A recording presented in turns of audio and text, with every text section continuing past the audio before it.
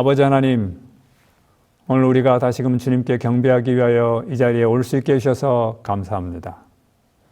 오늘 우리가 이 예배에 참석할 때 우리의 예배를 기뻐 받아주시고 또 주께서 우리에게 들려주시고자 하는 여러 기별들을 우리가 명확하게 이해하고 또 새로운 한 주간을 살아가는 데 힘과 용기가 되게 도와주시옵소서. 성령님 이 자리에 함께 하시고 우리 각자에게 임해 주셔서 우리 각자에게 세밀한 음성으로 들려주실 때 그 말씀을 깊이 이해하고 주님의 나라를 향해 한 걸음 더 나아가는 우리 모두가 되기를 예수님의 이름으로 간절히 기원하옵나이다. 아멘. 교동문 803장 사업과 본분, 봉사. 너희 중에는 그렇지 않아야 하나니 너희 중에 누구든지 크고자 하는 자는 너희를 섬기는 자가 되고 너희 중에 누구든지 으뜸이 되고자 하는 자는 너희의 종이 되어야 하리라. 인자가 온 것은 섬김을 받으려 함이 아니라 도리어 섬기려 하고 자기 목숨을 많은 사람의 대속물로 주려 함이니라. 그때 임금이 그 오른편에 있는 자들에게 이르시되 내 아버지께 복받을 자들이여 나와 창세로부터 너희를 위하여 예비된 나라를 상속받으라. 내가 줄일 때에 너희가 먹을 것을 주었고 목마를 때에 마시게 하였고 나그네 되었을 때에 영접하였고 헐벗었을 때에 옷을 입혔고 병들었을 때에 돌보았고 옥에 갇혔을 때에 와서 보았느니라. 이에 의인들이 대답하여 이르되 주여 우리가 어느 때에 주께서 줄이신 것을 보고 음식을 대접하였으며 목마르신 것을 보고 마시게 하였나이까? 어느 때에 나그네 되신 것을 보고 영접하였으며 헐벗으신 것을 보고 옷 입혔나이까? 어느 때에 병드신 것이나 옥에 갇히신 것을 보고 가서 배웠나이까 하리니 임금이 대답하여 이르시되 내가 진실로 너희에게 이르노니 너희가 여기 내 형제 중에 지극히 작은 자 하나에게 한 것이 곧 내게 한 것이니라.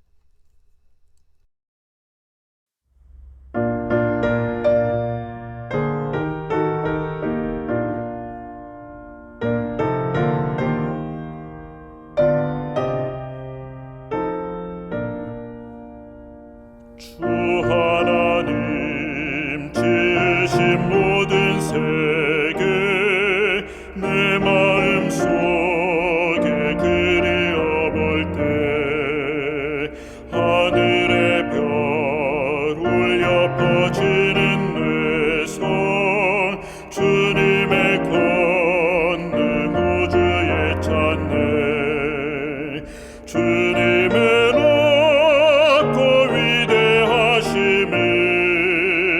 내 영혼이 찬양하네. 주님의 높고 위대하심을 내 영혼이 찬양하네. 숲속이나 푸르른 깊은 산에 기적이는 저 새소리들과 고요하게 흐르는 시냇물은 주님의 솜씨 노래하도다. 주님의 높고 위대하심을 내 영혼이 찬양하네. 주님의 높고 위대하심을 내 영혼이 찬양하네. 주 하나님 독생자 아낌없이 우리를 위해 땅에 보내어 십자가에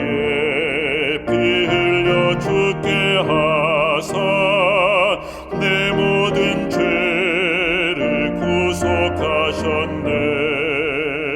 주님의 높고 위대하심을 내 영혼이 찬양하네. 주님의 높고 위대하심을 내 영혼이 찬양하네. 내 주 예수 세상에 다시 올 때 저 천국으로 날 인도하리. 나 겸손히 엎드려 경배하며 영원히 주를 찬양하리라. 주님의 높고 위대하심을 내 영혼이 찬양하네. 주님의 높고 위대하심을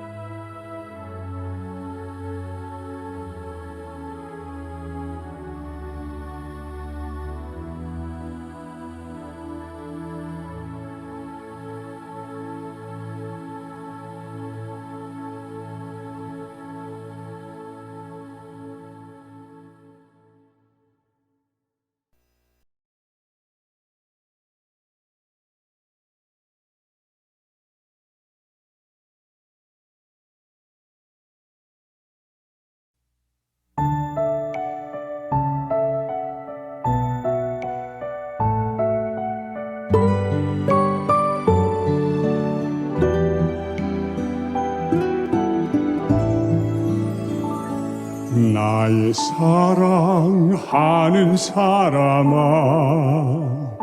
나의 가장 어여쁜 자야. 겨울도 가고 비 그쳤으니 일어나 걸어가자. 동산에는 예쁜 꽃 피고 작은 새들 노래 부르니 나의 사랑 어여쁜 자여, 일어나서 함께 가자. 주님 계시는 아름다운 곳,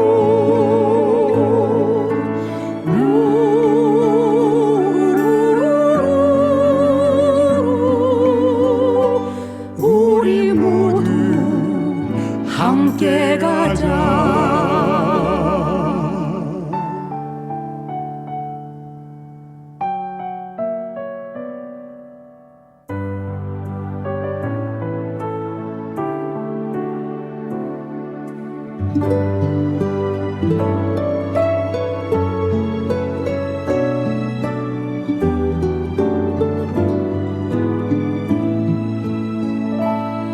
우리 모두 주님 안에서 사랑으로 맺은 형제니, 고난이 오고 시험 닥쳐도 손잡고 함께 가자.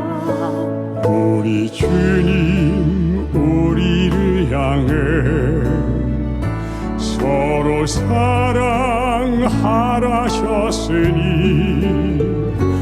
우리 서로 사랑하며 손을 잡고 함께 가자.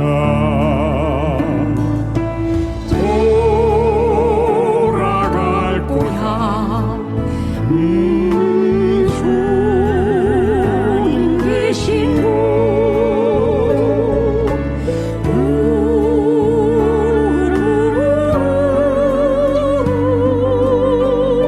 손을 잡고 함께 가자.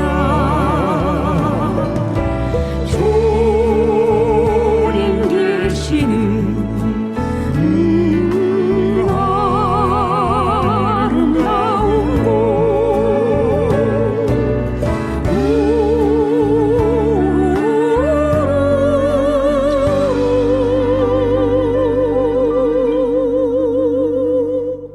우리 모두 함께 가자. 우리 모두 함께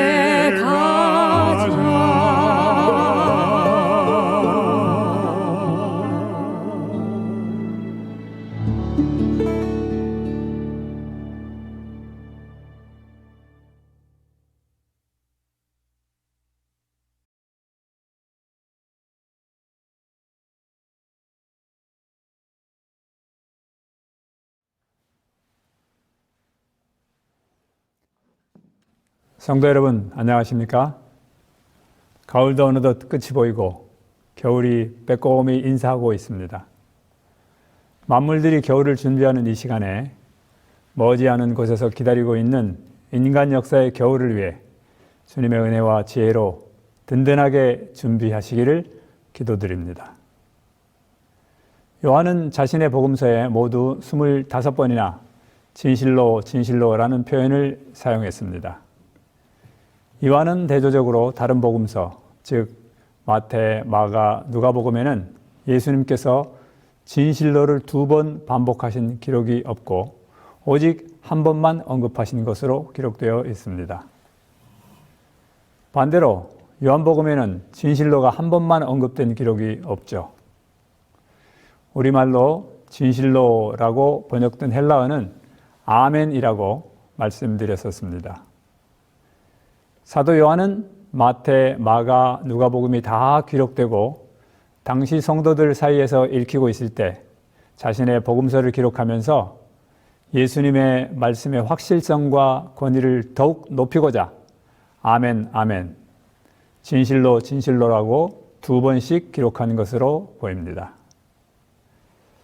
요한은 그의 복음서에 성령의 인도를 따라서 다른 복음서에는 기록되지 않은 내용들을 포함시켰고 그 사건이 가진 신학적 의미들을 깊이 있게 기록했습니다. 오늘 우리가 살펴보려는 요한복음 13장의 초반부도 그중 하나입니다. 13장의 앞부분에는 예수님께서 제자들의 발을 씻기시는 장면이 나오는데 이 사건은 다른 복음서에서는 찾을 수 없습니다. 반면에 세 개의 복음서 모두에 기록되어 있는 최후의 만찬은 요한복음에는 기록되어 있지 않습니다. 요한복음 13장에는 모두 4번에 걸쳐서 진실로 진실로라는 표현으로 예수님께서 말씀하십니다. 16절, 20절, 21절, 그리고 38절입니다. 16절의 말씀은 발을 씻기시는 사건에 대하여 말씀하신 것이고 다른 3번의 말씀은 제자들의 배신에 대한 내용입니다. 오늘은 세족식을 배경으로 한 16절의 말씀을 통해서 하늘의 기별을 찾고자 합니다. 다른 3번의 말씀은 다음 시간에 은혜를 나누겠습니다.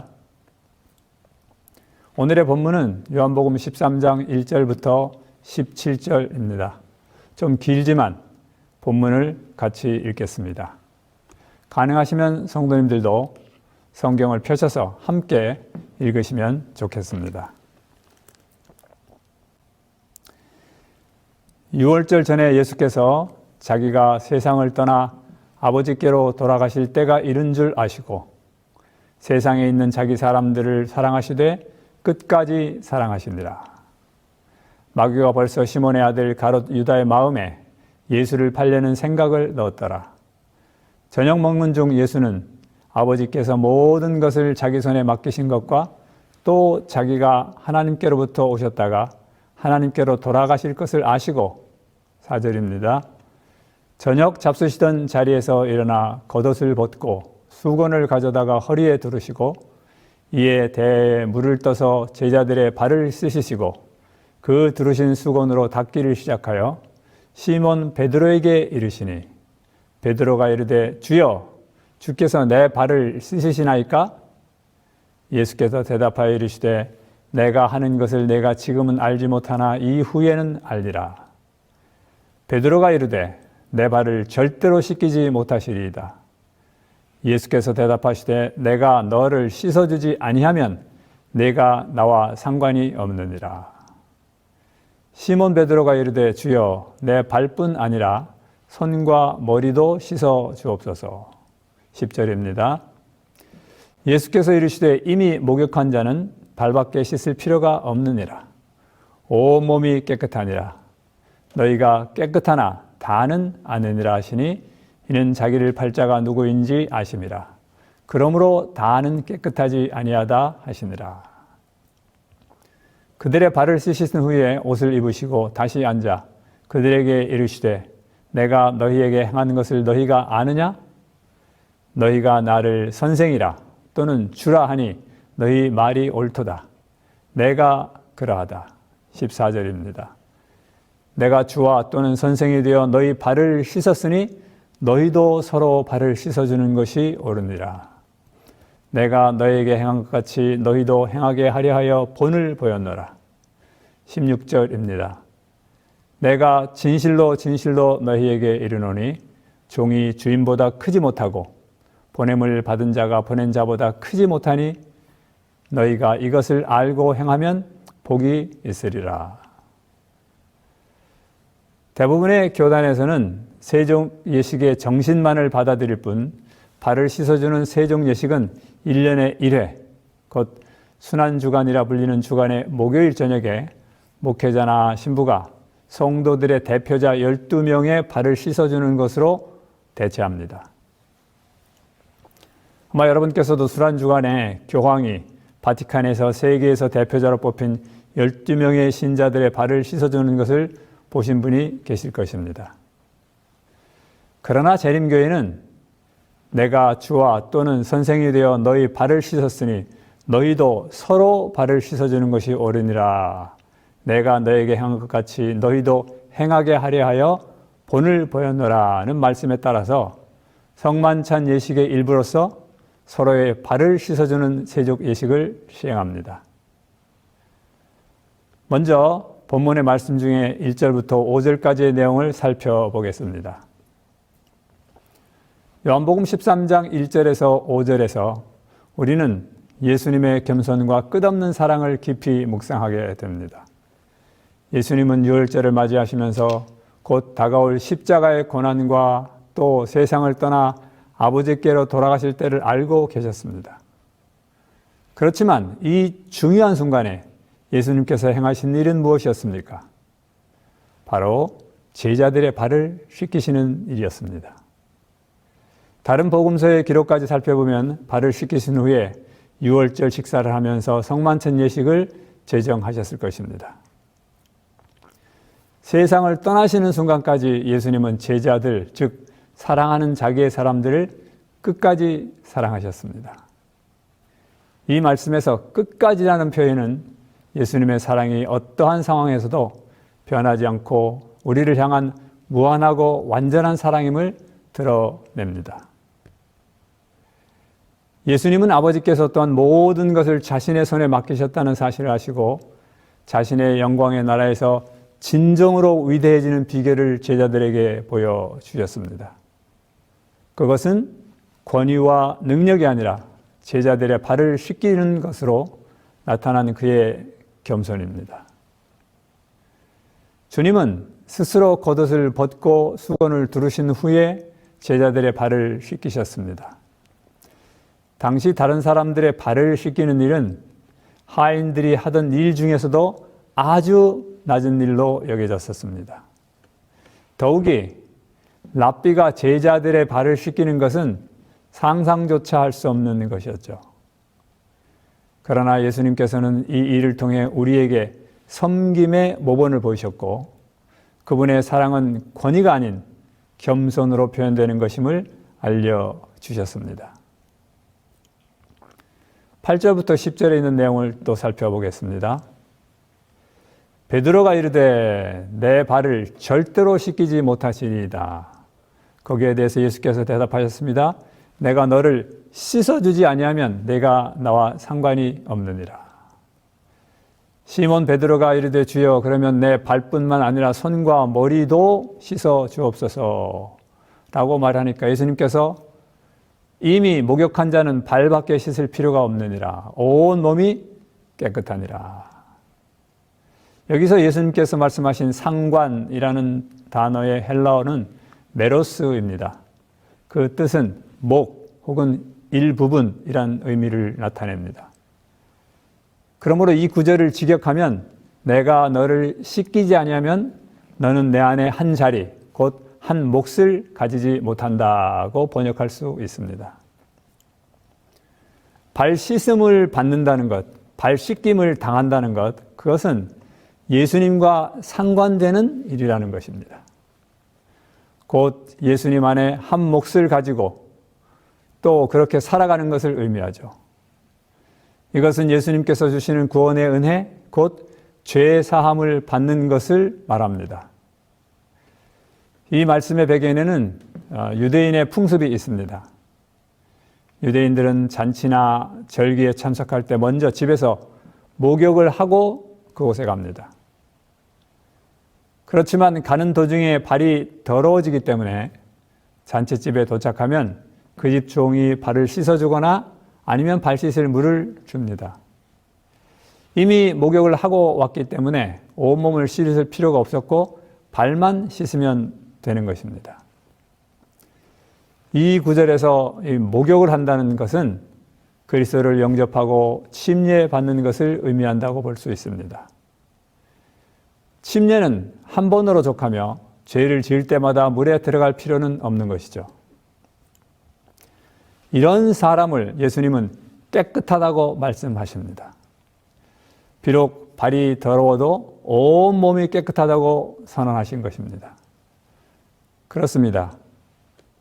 예수님은 그리스도를 영접하고 침례를 받은 우리 모두를 깨끗하게 여기십니다. 우리의 삶에서 발이 조금 더러워져 있어도 말이죠.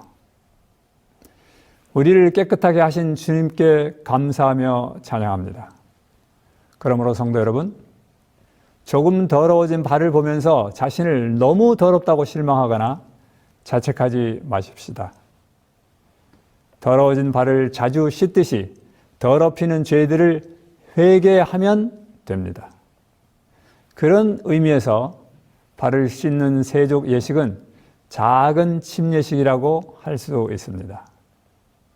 세족 예식, 특별히 발 씻음을 받는 것을 통해서 우리의 죄가 사하여지는 것을 경험하면서 다시 한번 침례의 엄숙한 의미와 그 정결함을 상기하게 됩니다. 이처럼 예수님은 돌아가시기 바로 전날 밤에 유대인들의 풍습인 또 매우 익숙한 발 씻는 것을 세족 예식으로 또 유월절 식사를 성만찬 예식으로 제정하셔서 그들의 일상적인 삶에서 예수님의 교훈과 삶을 기억하게 하셨습니다. 13절부터 15절에 있는 말씀 같이 보겠습니다. 너희가 나를 선생이라 또는 주라 하니 너희 말이 옳도다. 내가 그러하다. 내가 주와 또는 선생이 되어 너희 발을 씻었으니 너희도 서로 발을 씻어주는 것이 옳으니라. 왜 그렇게 하셨는가? 내가 너희에게 행한 것 같이 너희도 행하게 하려 하여 본을 보였노라. 요한복음 13장 13절에서 15절에는 예수님께서 발을 씻기시면서 너희도 서로 발을 씻어주는 것이 옳다라고 하셨습니다. 그리고 이렇게 내가 행한 것은 너희도 나처럼 하게 하기 위해서 본을 보였다고 말씀하셨습니다.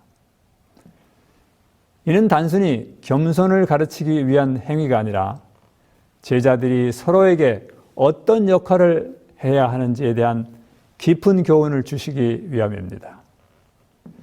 첫 번째로, 다른 사람의 발을 씻기는 것은 예수님의 은혜를 나누는 제사장의 역할을 수행하는 것입니다. 레이몬드 혼즈 박사는 장병호 목사님께서 번역하신 재림교회 예배학에서 예수님께서 제자들의 발을 씻기신 것은 그들의 영혼을 깨끗하게 하고 섬김의 삶으로 구별하는 의미가 있다고 강조합니다. 우리가 잘 아는 베드로전서 2장 9절에 우리는 택하신 족속이요 왕 같은 제사장들입니다. 세종 예식에서 서로의 발을 씻어주는 행위는 사람들이 예수님의 은혜에 참여할 수 있도록 돕는 제사장의 역할을 수행하는 것이라는 것입니다. 다른 사람의 발을 씻어주는 것은 예수님을 대신해서 그들의 죄를 씻어주고 또 그들을 세상을 위해 구별하는 행위입니다. 즉, 다른 사람을 위한 중보자로서의 역할을 통해서 예수님의 사랑과 용서를 나누는 일을 하고 있는 것입니다. 그러므로 세종 예식에서 발을 씻어주는 것도 매우 중요하지만 씻음을 받는 것 역시 매우 중요합니다. 두 번째로, 발을 씻기는 것은 상대방을 용서하는 것을 의미합니다. 발을 씻어주는 행위는 예수님의 용서와 사랑을 상징합니다. 우리의 삶에서도 누군가가 우리에게 잘못했을 때 그를 용서하는 것은 예수님의 본을 따르는 것입니다. 예수님께서는 직접 말씀하시기를 하루에 7번이라도 내게 죄를 짓고 7번 내게 돌아와 내가 회개하노라 하거든 너는 용서하라고 말씀하셨습니다. 발을 씻어준다는 것은 지금 발을 씻겨주고 있는 사람뿐만 아니라 나 자신에게 잘못을 저지른 사람, 그래서 그의 죄를 용서 못하고 있는 우리에게 그 모든 사람의 허물과 죄까지도 감싸주는 용서의 행위이고, 이를 통해 우리는 예수님께서 우리에게 베풀어 주신 은혜를 실천하게 되는 것입니다. 예수님께서 우리를 용서하셨듯이 우리도 상대방을 또 주변에 있는 모든 내 이웃들을 용서하고 사랑해야 합니다. 이것이 바로 우리에게 주어진 중요한 사명인 것이죠. 세종 예식에서 다른 이들의 발을 씻으면서 우리는 용서를 연습하고 있는 것입니다. 세 번째로 발을 씻기는 것은 예수님의 겸손을 기억하고 그것을 나의 삶에서 실천하기 위한 연습입니다. 예수님은 주님이자 선생으로서 제자들의 발을 씻기셨습니다. 이는 겸손의 극치를 보여주는 행위였죠. 마가복음 10장 45절에서 예수님께서는 말씀하시기를 인자가 온 것은 섬김을 받으려 함이 아니라 도리어 섬기려 하고 자기 목숨을 많은 사람의 대속물로 주려 함이라고 말씀하셨습니다. 예수님의 본을 따라 겸손을 실천하는 것은 단순한 겸손의 표현을 넘어서 우리의 교만과 자존심을 내려놓고 진정한 섬김의 자세를 갖는 것을 의미합니다. 우리의 삶에서도 예수님의 겸손을 기억하며 높은 자리에 있는 것이 아니라 낮은 자로서 다른 이들을 섬기는 것이 참된 제자의 기름을 배우게 됩니다. 우리가 잘 아는 빌립보서 2장에는 너희 안에 이 마음을 품으라. 어떤 마음입니까? 그리스도 예수의 마음인데 그 예수님의 마음이 어떤 것입니까? 근본 하나님의 본체시지만 하나님과 동등됨을 취할 것으로 여기지 아니하시고 오히려 자기를 비워 종의 형체를 가지셔서 사람들과 같이 되셨고 또 사람의 모양으로 나타나셨는데 왜 그렇게 하셨는가? 자기를 낮추시고 죽기까지 복종하셔서 십자가에 죽기 위해서인 것입니다. 결론입니다. 마가복음 10장 42절부터 44절에 이방인의 집권자들이 그들을 임의로 주관하고 그 고관들이 그들에게 권세를 부리는 줄을 너희가 알거니와 너희 중에는 그렇지 아니할지니 너희 중에 누구든지 크고자 하는 자는 너희를 섬기는 자가 되고 너희 중에 누구든지 으뜸이 되고자 하는 자는 모든 사람의 종이 되어야 하리라. 그리스도인은 그리스도이신 예수님을 모델로 삼고 그분처럼 살아가고자 노력하는 사람들입니다. 그런 그리스도인의 공동체가 곧 교회인 것이죠. 교회는 헬라어로 에클레시아라고 하는데 그 원래 의미는 불러냄을 받은 사람들입니다. 그렇다면 교회는 종으로 부르신 사람들의 공동체입니다. 다시 말하면 교회는 종들의 모임인 것이죠. 적어도 종이 되려고 노력하는 사람들의 모임, 곧 공동체인 것입니다. 16절과 17절에서 예수님은 드디어 진실로 진실로 너희에게 이르노니 라는 말씀을 사용하시면서 종이 주인보다 크지 못하고 보냄을 받은 자가 보낸 자보다 크지 못하나니 너희가 이것을 알고 행하면 복이 있으리라. 성도 여러분, 선거철입니다. 지역교회마다 이제 내년도 직분을 맡으실 분들을 선거하기 위한 선거위원회가 아마 가동되고 있을 것입니다. 혹시 수석장로가 안 되었다고 너무 불편해하지 마십시다. 합회총회가 있고 또 내년에는 대총회가 있고 연합회가 있습니다. 이런 총회 시간에 또 합회나 연합회의 임부장이 안 되었다고 섭섭해하지 마십시다. 하나님과 사람들이 그 직분을 여러분에게 맡겨주시면 종의 일을 잘 하시기를 기도합니다. 혹시 다른 직분을 주시면 하나님과 사람들의 종으로서 열심히 맡겨주신 일을 하면 됩니다. 하나님은 교회가 종처럼 살라고 하는 것이 아닙니다. 종으로 살라고 부르신 것이죠. 종 노릇이 아닌 종으로서의 일을 하라고 부르셨습니다. 우리가 우리의 주인이신 예수님보다 더 대접을 받으려고 해서 되겠습니까? 불러냄을 받은 우리가 불러내신 예수님보다 더 높아지려고 하고 더 인정받고 해서야 되겠습니까? 예수님처럼 살다가 예수님처럼 죽고 예수님처럼 부활해서 예수님처럼 승천하는 것이 우리의 최고의 꿈이 아닐까요? 그래서 예수님은 말씀하셨습니다. 너희가 이것을 알고 행하면 복이 있으리라. 성도 여러분, 이제 우리가 이것을 알았으니 예수님의 약속을 믿고 따라서 큰 복을 받으시면서 이 세상에서 사시다가 주님께서 오셨을 때 영원한 날에 이르는 귀한 주님의 백성들 되시기를 간절히 기도드립니다. 기도하시겠습니다.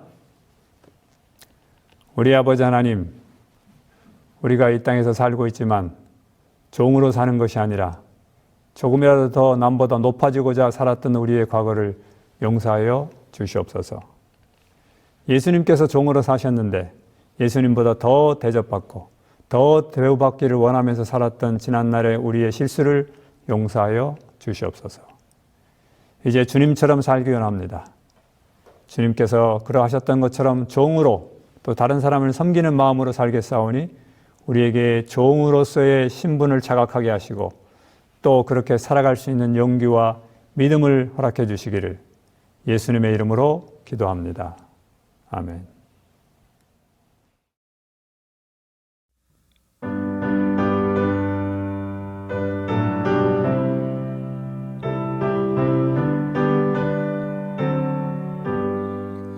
저 높은 곳을 향하여 날마다 나아갑니다.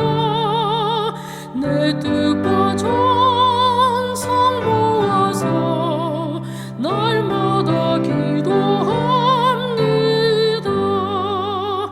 내 주여 내 발붙드사 그곳에서 그곳은 빛과 사랑이 언제나 넘치옵니다. 괴로움과 죄가 많은 곳 내어이 여기 살리까 빛나고 높은 저곳을 날마다 바라봅니다. 내 주여 내 발붙드사 그곳에 서게 하소서. 그곳은 빛과 사랑이 언제나 넘치옵니다. 의심의 안개 거치고 근심의 구름 없는 곳 기쁘고 참된 평화가 거기만 있사옵니다. 내 주여 내 발붙드사 그곳에 서게 하소서. 그곳은 빛과 사랑이 언제나 넘치옵니다. 험하고 높은 이 길을 싸우며 나아갑니다. 다시금 기도하오니 내 주여 인도하소서. 내 주여 내 발붙드사 그곳에 서게 하소서. 그곳은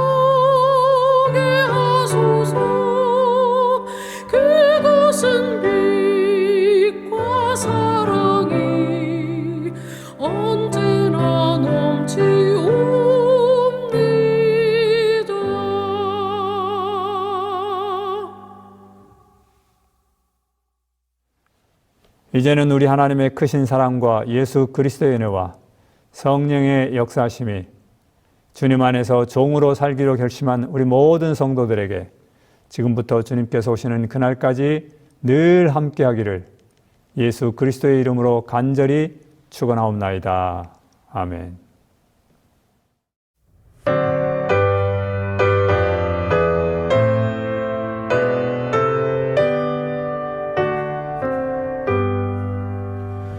내 주